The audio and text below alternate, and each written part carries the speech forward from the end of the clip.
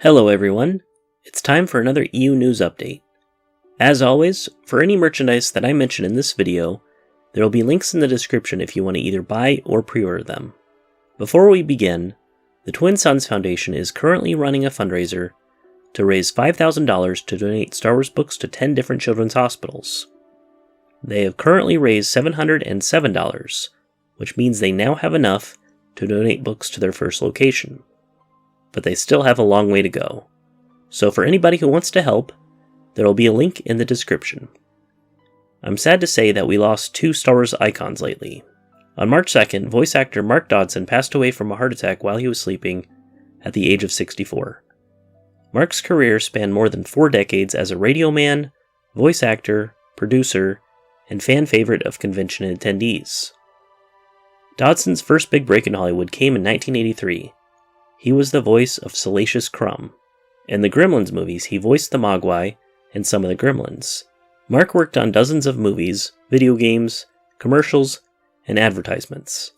Being such a hit with the fans, Mark was inducted into dozens of the local chapters of the Star Wars 501st Legions over the past several decades. His unique voice will be missed by fans all over the world. His daughter Sierra says Mark never ceased making me proud, and his legacy will live on through his grandchildren and her. British actor Michael Culver passed away at his home on February 27th at the age of 85. Star Wars fans know him best as Captain Lorth Nida in The Empire Strikes Back. Michael is a classic English actor. He was born in London in 1938 and began acting on television in 1961 with notable appearances in the BBC's 1970s drama series Secret Army and mystery series Cadfiel in the 1990s. He also appeared in several films, including Goodbye Mr. Chips and A Passage to India. In a statement, Alliance agent said, "It's been an honor to have represented Michael for the last decade and have taken him to some of the best Star Wars events in the UK and Europe." A real highlight was taking Michael to Celebration in Chicago in 2019.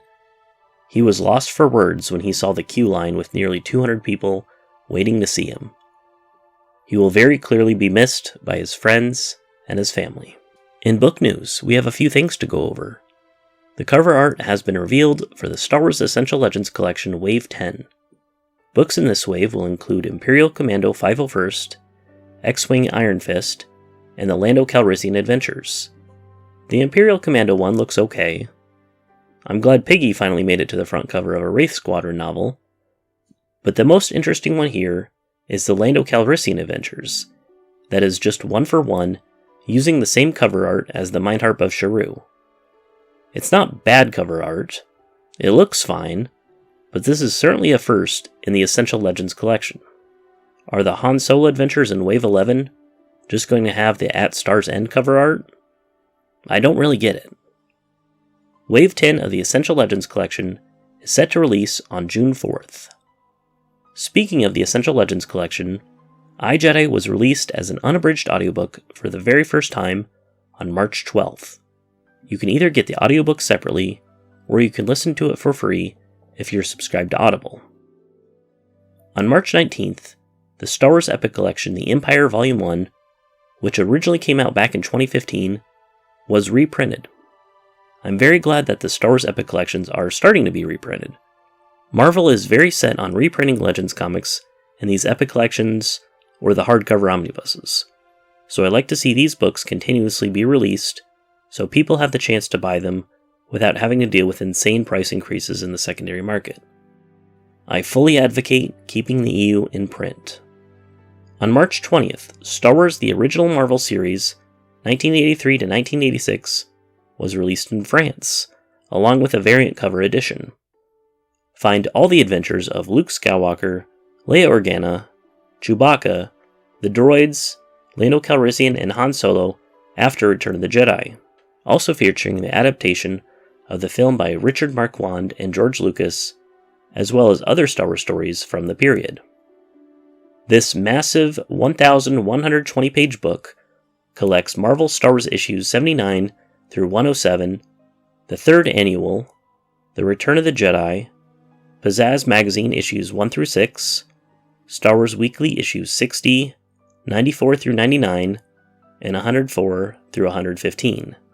Empire Strikes Back Monthly issues 149, 151, 153 through 157, and Star Wars Monthly issue 159.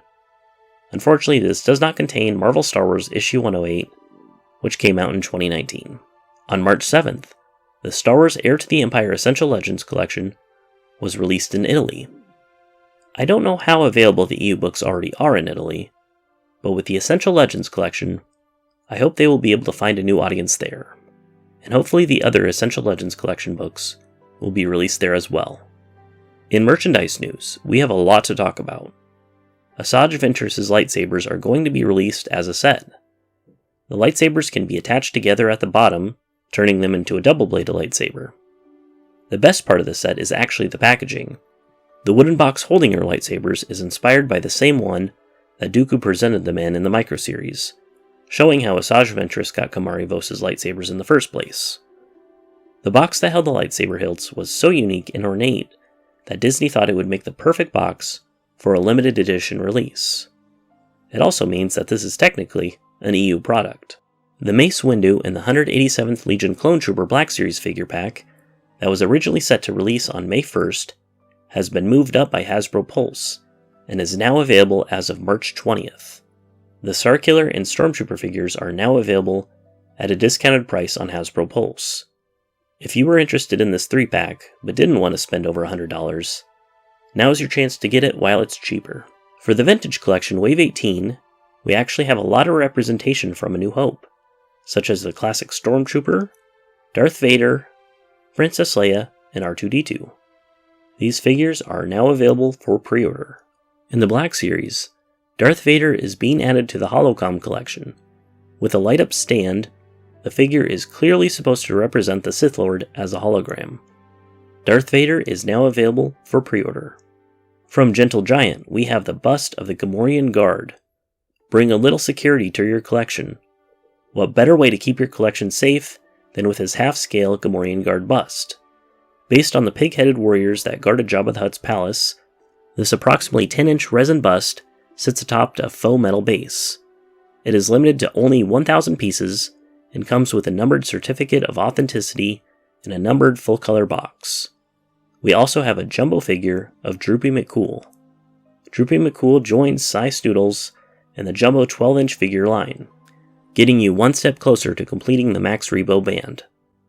One of the musical trio entertaining court at Jabba the Hutt's palace, Droopy McCool comes with his musical instrument and a microphone stand. He comes packaged on a retro-style cardback and a resealable blister. Both of these Gentle Giant products are available for pre-order and are set to be released in Q4 of 2024. From Sideshow and Iron Studios, present Anakin's Podracer Demi-Art 1/20th scale statue, with a young Skywalker in his vehicle built by his own hands, and the emblematic scene where he fights for his freedom to celebrate the 25th anniversary of Phantom Menace. Over a diorama base replicating part of the race's track, with one of the propeller turbines raising clouds of sand next to the ground, displaying a dynamic scene with the vehicle inclined as if it's turning a curve.